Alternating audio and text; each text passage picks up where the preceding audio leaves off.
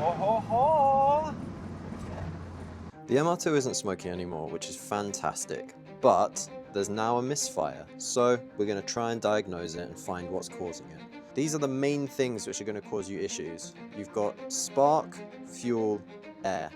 Firstly, you've got ignition, faulty spark plugs, ignition coils, plug wires, then fuel delivery system, fuel pump, fuel injectors, fuel filter, fuel pressure regulator, then air intake and compression leaks, air leaks in manifold, dirty air filter, worn piston rings, leaking head gasket, damaged valves, and then just other issues which could contribute to it. Sensors, mass airflow, oxygen sensors, ECU, EGR. So we're going to have a look and see if we can diagnose what the issue is. The first thing that I want to look at, because we've had potentially clogged up piston rings, is to see if the compression is good. To do that, we're going to use this.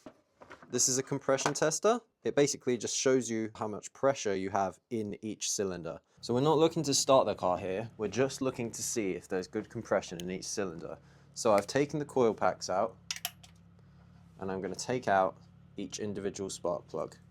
We can have a look at it at the same time to see if there are any issues. This one, for example, looks like it's quite oily. It could be fouled, which means it's just covered in gunk and not working properly. So that could be a potential cause. We'll give this one a clean before we chuck it back in, but that's looking promising that that could be the issue. Right, let's see what the compression's saying then. All I'm doing here is screwing in the cap into the place where the spark plug was. You have different size adapters for different size spark plug holes. This one is pretty much universal for all cars, so I can just leave this one on. So I'm going to start the car and we're going to see what the pressure builds up to. I've got 140 on this one. The spark plug looks like it's a bit oily. The ignition coil looks okay. Obviously it could be damaged on the inside, so that's something we'll have to check if we can't fix the issue other ways. But for the time being, this is looking promising. I usually press this button. I'd already pressed it. That releases the pressure, and then I can pop that off and I can twist this out of the plug hole. It is a little bit oily in there as well. Let's have a look inside again.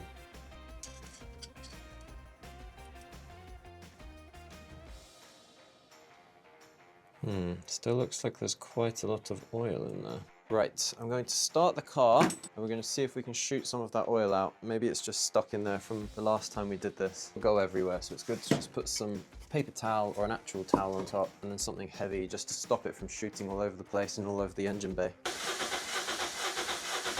Anything come out? No. Okay.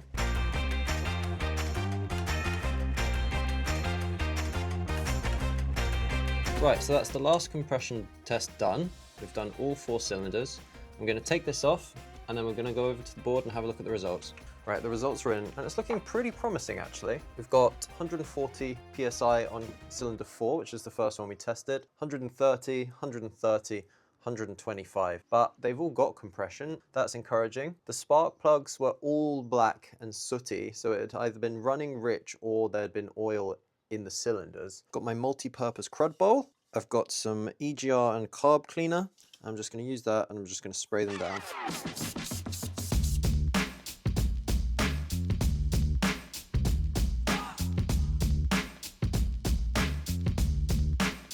All right, so spark plugs and ignition coils are back in. Let's give it a start.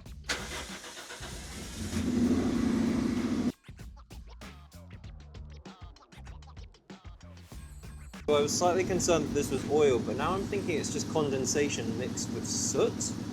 Obviously it looks scary, black stuff coming out of the exhaust, but actually I've just tried to catch some in this cup and you can see that's much more watery than it is oily. So yeah, I'm hoping it actually means that a lot of the gunk is just getting shot out, which would be nice. So I'm just going to let it run for like a few minutes, see if it sorts itself out.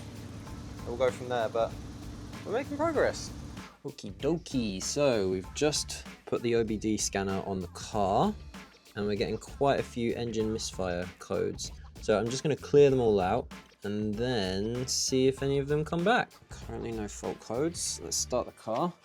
Well, that's a lot better. We've gone from 15 fault codes to 1. So let's swap around the spark plugs and the ignition coils for cylinder 1, see if it changes it. Then we'll know that it might just be an ignition coil or a spark plug. Easy peasy.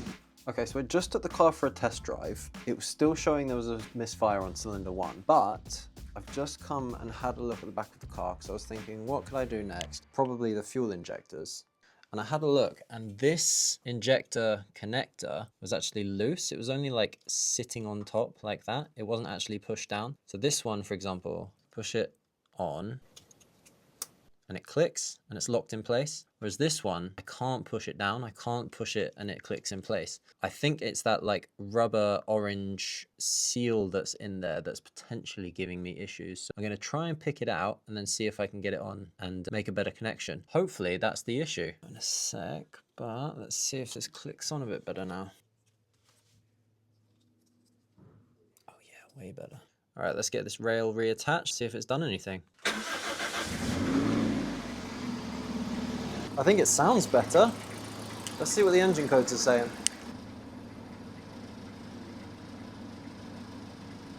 Still got a misfire, so let's just keep going. I'm gonna swap out the injector. I've got a few spares from when I changed it over last time, so I'm gonna see if that makes any difference. I've only bloody gone and done it, haven't I? It's driving like crap, it's driving lumpy, but it's fine. All the cylinders are firing as normal, the fault code isn't coming back. We're onto a winner here. Right.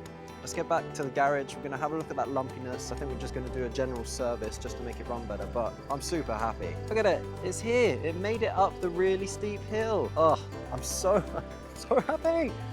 Right, let's get back. Oh, ho, ho.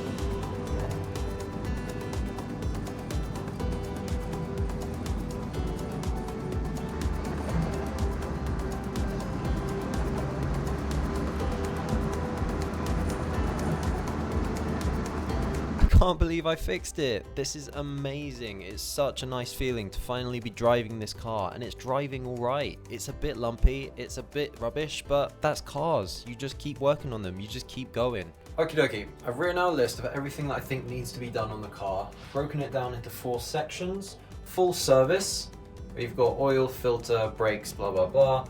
Repair, and I've broken that down into 2 sections. Repair mechanical MOT, so stuff that needs to be done for it to be safe. And then repair aesthetics, stuff that makes it look nicer, makes it a bit more enjoyable, a bit more luxurious. Things to buy, things I don't need to buy, but I want to buy to make it look really cool. So brake caliper covers, paint, arch liners. Some of these things I need to buy, some of them are just things that I want to buy. And then last one is paint. Nice and easy. Paint the wheels, paint the body. Done. It's probably going to be the hardest, longest bit, but that's fine. We're just going to do it, and we're going to enjoy doing it while we do it, I think. I think it's going to be really fun.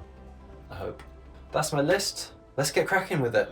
I can't believe it actually worked. It's so crazy. I'm so excited. Right, there's going to be loads more MR2 stuff coming out soon. I'm going to just get it looking really cool, gonna fix loads of bits, and it's gonna be really exciting. Don't forget to like and subscribe, because then you'll be notified when the next video comes out, and thanks for watching. Catch you later, bye.